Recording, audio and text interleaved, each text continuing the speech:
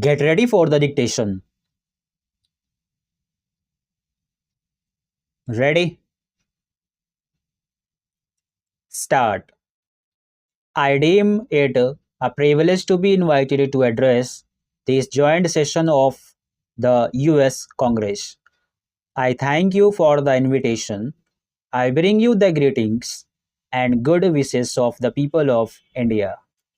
India and the United States have much in common that is very important to both countries. You are the world's oldest democracy. We are its largest. Our shared commitment to democratic values and processes has been a bond that has helped us transcend differences. We admire the creativity and enterprise of the American people, the excellence of your institutions of learning, the openness of the economy, and your ready embrace of diversity. These have attracted the brightest young minds from India, creating a bridge of understanding that transcends both distance and difference between us. In addition to the values we share as democracies, there is also a convergence in our perceptions of a rapidly transforming global environment, bringing us much closer together than it at any time in the past. New paragraph.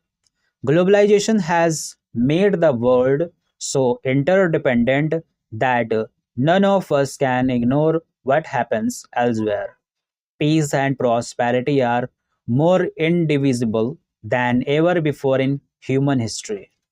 As democracies, we must work together to create a world in which democracies can flourish. This is particularly important because we are today faced with new threats such as terrorism, to which democracies are particularly vulnerable. Indian democracy has been fashioned around India's civilizational ethos, which celebrate diversity. Our society today is the result of centuries of assimilation of diverse peoples and ethnic groups. All the major religions of the world are represented in India. We have a tremendous diversity of languages, customs, and traditions. The father of our nation, Mahatma Gandhi, called for universal adult franchise as early as 1931, long before India became independent. Our political leadership remained true to this commitment, and the constitution we adopted after independence enshrined democracy based on free elections and the associated principles of tolerance of dissent, freedom for political activity, protection of human rights, and the rule of law. Our first Prime Minister, Jawaharlal Nehru, addressing this very forum in 1949, acknowledged our debt to America on this score. He said that you could hear in our Constitution the echo of the great voices of the founding fathers of your republic. The real test of democracy, how the Constitution functions on the ground. All Indian can be proud of what we have achieved in this area. And our experience is also relevant beyond our boundaries. Free and fair elections are the foundation of a democracy.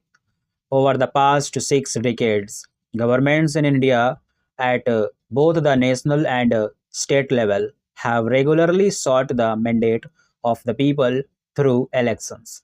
Our elections are conducted under the supervision of a statutory independent election commission which has earned respect for its fairness and transparency both at home and abroad. The independent judiciary has been a jealous defender of our constitution and a credible guarantor of the rule of law. The press is a key institution in any democracy, and our media has a well earned reputation for being free and fearless. Our minorities, and we have many, participate actively in all walks of national life, political, commercial, and cultural. Civil society organizations are thriving and are vigilant in protecting human rights. They are also watchful of threats to the environment. Our army has remained a professional force subject throughout to civilian control. New paragraph. Recently, the Constitution was amended to ensure constitutionally mandated elections to village and municipal councils. This process has produced no less than 3 million elected representatives in the country, with 1 million positions reserved for women. This has brought democracy closer to the people and also empowered women and promoted gender balance. Our commitment to democratic values and practices means there are many concerns and perceptions that we share with the United States. The most important common concern is the threat of terrorism. Democracy can only thrive in open and free societies.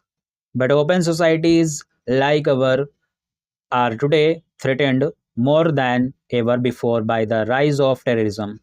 The very openness of our societies makes us more vulnerable, and yet we must deal effectively with the threat without losing the openness we so value and cherish.